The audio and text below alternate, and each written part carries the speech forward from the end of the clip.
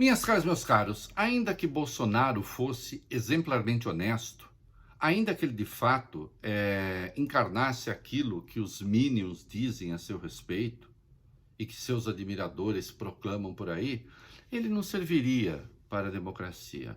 E a razão é simples, ele não tem nenhum compromisso com esse regime de governo. Tanto é que, volta e meia, ele nos ameaça com golpe de Estado, ele nos ameaça com rompimento da ordem legal, seja por uma razão, seja por outra, seja porque vê o Brasil ameaçado pelo comunismo, seja porque ele se indispõe com algum ministro do Supremo ou com o conjunto do tribunal. Então, obviamente, honestidade por si não é condição suficiente para que um governo se mantenha. Ela é uma condição necessária, aí sim, mas não suficiente e, portanto, ainda que Bolsonaro fosse exemplarmente honesto, ele deveria ser deposto pelas urnas ou pelos tribunais de acordo com o devido processo legal.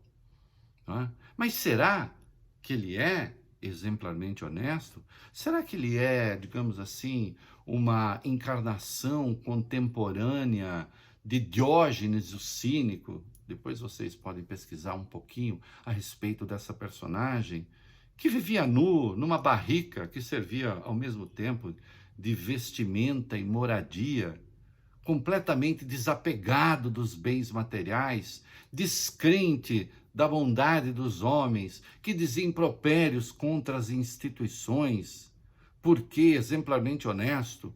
É bem verdade que ele pregava também antropofagia, por exemplo, e fazia algumas outras coisas estranhas. Mas, no geral, ele dizia que estava em busca de um homem honesto. Aliás, ele andava com uma lamparina nas mãos, em busca de um honesto que fosse. Às vezes eu tenho a impressão de que os admiradores de Jair Bolsonaro o veem mais ou menos assim. Os ingênuos, né? Os safados não, né? Aqueles que lucram com um governo de descalabros, é claro que esses não apostam nesse tipo de coisa. Mas existem, sim, aqueles que inocentemente, digamos, veem o presidente assim, né? Será mesmo? Bom, os descalabros do FNDE, o Fundo Nacional de Desenvolvimento da Educação, estão aí, né? Para todo mundo ver. Não fosse a imprensa vigilante noticiar, e a compra de 3.850 ônibus teria arrombado os cofres públicos em 730 milhões. Mas Bolsonaro, como vocês sabem, dedicou 2 anos ao golpismo, já tratamos disso aqui, ficou à beira do impeachment, e aí, como Diógenes, resolveu usar a sua lamparina para buscar um homem honesto que fosse. Encontrou logo 3: Ciro Nogueira, Valdemar Costa Neto e Arthur Lira. E resolveu entregar o governo para esses patriotas.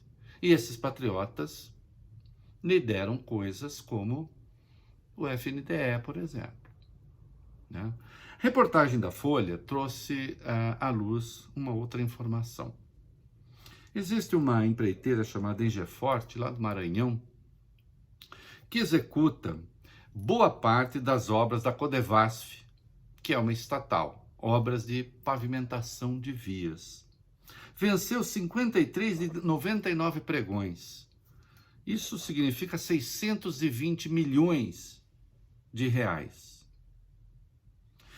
Esse 53 de 99 que a Engeforte venceu, ou ela não tinha concorrente nenhum, concorreu sozinha, ou então a concorrente que dava uma impressão ali de haver competição era uma empresa chamada Dell, que é fantasma e que pertence a um irmão de um dos donos da Engeforte, não é?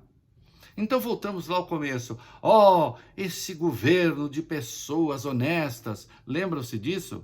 Tem vagabundo por aí que condescendeu até com a apologia da tortura, porque afinal de contas teríamos, agora sim, um governo honesto. Bom, essa outra reportagem da Folha evidencia que o nosso Diógenes, né? Ou Diógenes dos Minions, realmente, com a sua lamparina, encontrou 3 homens honestos: Valdemar Costa Neto, Ciro Nogueira e Arthur Lira. É isso aí.